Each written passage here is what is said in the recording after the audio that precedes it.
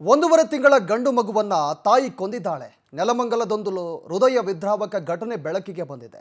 ಬೆಂಗಳೂರು ಗ್ರಾಮಾಂತರ ಜಿಲ್ಲೆಯ ನೆಲಮಂಗಲದಲ್ಲಿ ನಡೆದಿರುವಂಥ ಘಟನೆ ಇದು.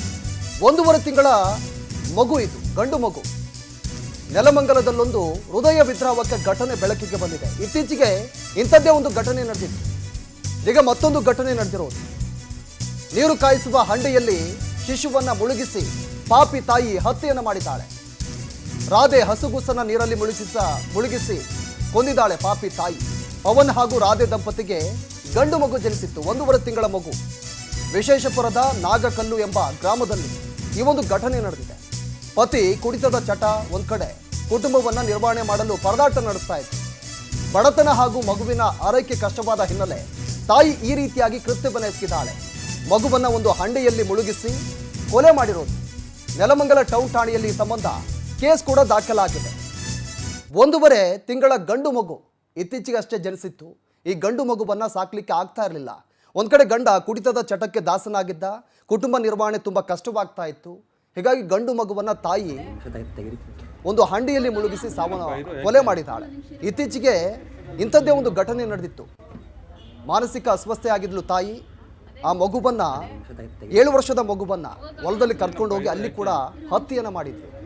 ಅಂಥದ್ದೇ ಮತ್ತೊಂದು ಘಟನೆ ಇದೀಗ. ಒಂದೂವರೆ ತಿಂಗಳ ಶಿಶು, ಸಣ್ಣ ಕೂಸು ಅದು ಇನ್ನು.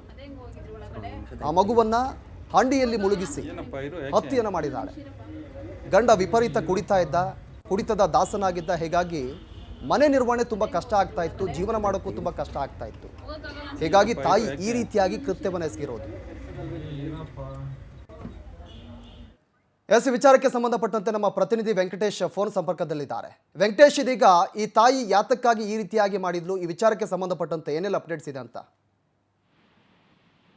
ಪ್ರವೀಣ್, ಏನು ಕೆಲವು ವರ್ಷಗಳ ಹಿಂದೆ ವಿವಾಹವಾಗಿದ್ದಂತಹ ಒಂದು ದಂಪತಿ ಕೂಡ ಈ ಒಂದು ಗಂಡು ಮಗು ಜನಿಸಿತ್ತು. ಆದ್ರೆ ಇದನ್ನ ಸರಿಯಾಗಿ ನಿರ್ವಹಣೆ ಮಾಡದ ಹಿನ್ನೆಲೆಯಲ್ಲಿ ಆಕೆ ಮನನೊಂದು ಮಗುವನ್ನೇ ಹತ್ಯೆ ಮಾಡಿರುವಂತಹ ಘಟನೆ ವರದಿಯಾಗಿರುವಂತದ್ದು. ಇದು ನೆಲಮಂಗಲದ ಒಂದು ಗ್ರಾಮಾಂತರ ಠಾಣೆಯಲ್ಲಿ ಪ್ರಕರಣ ದಾಖಲಾಗಿದೆ. ಮಗುವನ್ನ ಹತ್ಯೆ ಮಾಡಿರುವಂತಹ ತಾಯಿಯ ಮನಸ್ಥಿತಿ ಹೇಗಿದೆ ಅನ್ನೋದ್ರ ಬಗ್ಗೆ ಕೂಡ ಈಗ ಪೊಲೀಸರು ತನಿಖೆಯನ್ನ ಮಾಡ್ತಾ ಇದ್ದಾರೆ.